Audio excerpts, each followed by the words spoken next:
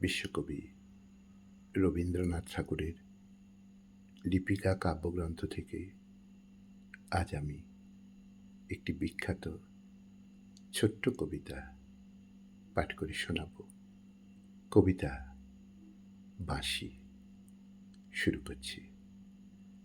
বাঁশির বাণী চিরদিনের বাণী, শিবের জটা থেকে গঙ্গার ধারা প্রতিদিনের মাটির বুক বেয়ে চলেছে। অমরাবতীর শিশু নেমে এলো মর্তের ধুলি নিয়ে স্বর্গ স্বর্গ খেলতে। পথের ধারে দাঁড়িয়ে বাঁশি শুনি, আর মন যে কেমন করে বুঝতে পারিনি। সেই ব্যথাকে চেনা সুখ দুঃখের সঙ্গে মেলাতে যায়, মেলে না। দেখি চেনা হাসির চেয়ে সে উজ্জ্বল, চেনা চোখের জলের চেয়ে সে গভীর। আর মনে হতে থাকে চেনাটা সত্য নয়, অচেনাই সত্য। মন এমন সৃষ্টিসারা ভাব ভাবে কি করে, কথায় তার কোনো জবাব নেই। আজ ভোরবেলাতেই উঠে শুনি বিয়ে বাড়িতে বাঁশি বাজছে।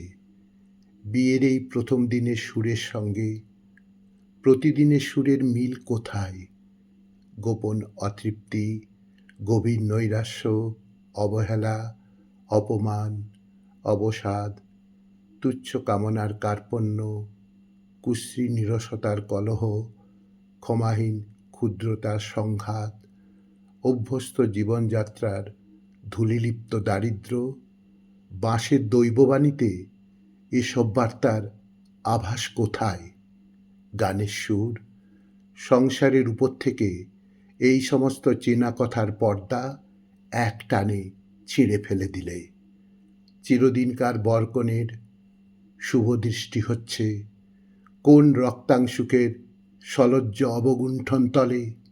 তাই তার টানে টানে প্রকাশ হয়ে পড়ল যখন সেখানকার মালা বদলের গান বাঁশিতে বেজে উঠল।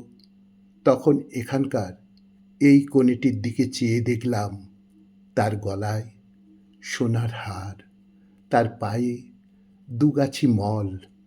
সে যেন কান্নার সরোবরে আনন্দের পদ্মটির উপরে দাঁড়িয়ে। সুরের ভিতর দিয়ে তাকে সংসারের মানুষ বলে আর চেনা গেল না।